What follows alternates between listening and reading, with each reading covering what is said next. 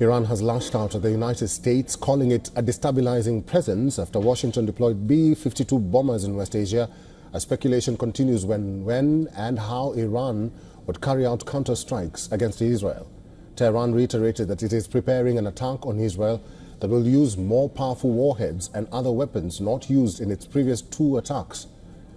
Officials told the Wall Street Journal that Iran could use Iraqi territory for part of the operation and would likely target Israeli military facilities, but much more aggressively than last time.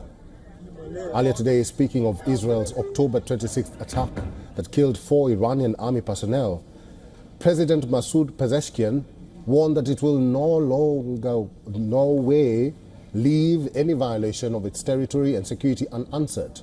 However, he said that a potential ceasefire between its allies, Hamas and Hezbollah, could affect the intensity of Iran's response to Israel. At the same time, in the last 24 hours, Israel pressed on with its campaigns in Lebanon and Gaza. Gaza rescuers said Israeli strikes on the Strip killed at least 35 people, including 17 people in the north.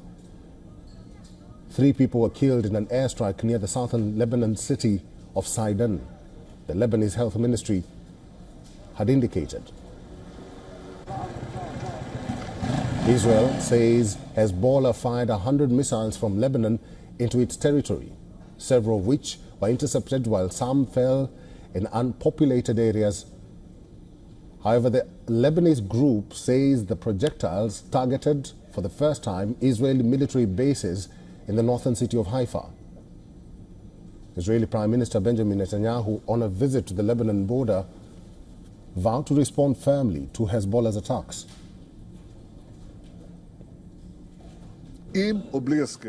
With or without an agreement, the key to returning peace and security in the north, the key to returning our evacuated residents in the north safely to their homes, is to push Hezbollah back to the litany, to strike any attempt by it to rearm, and thirdly, to respond forcefully against any action against us.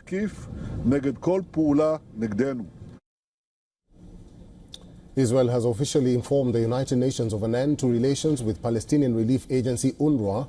In its response, the UNRWA has said the ban would likely lead to a total collapse of humanitarian work in the Gaza Strip.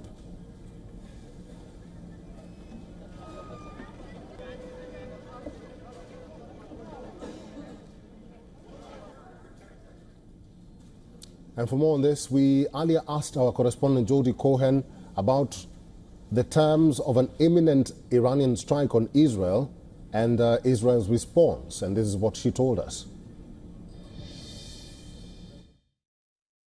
So, Iranian officials have reportedly said that the Iranian regime is planning an attack on Israel, which would use more powerful warheads and other weapons that they didn't use in their previous 2 attacks on Israel.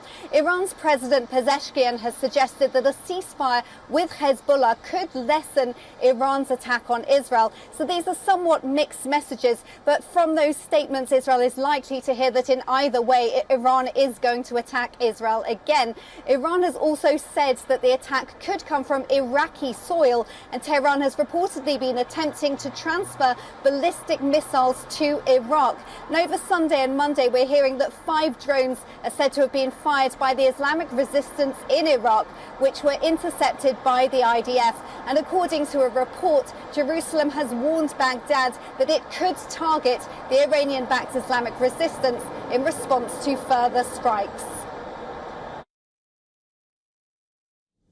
For all the latest news, download the WION app and subscribe to our YouTube channel.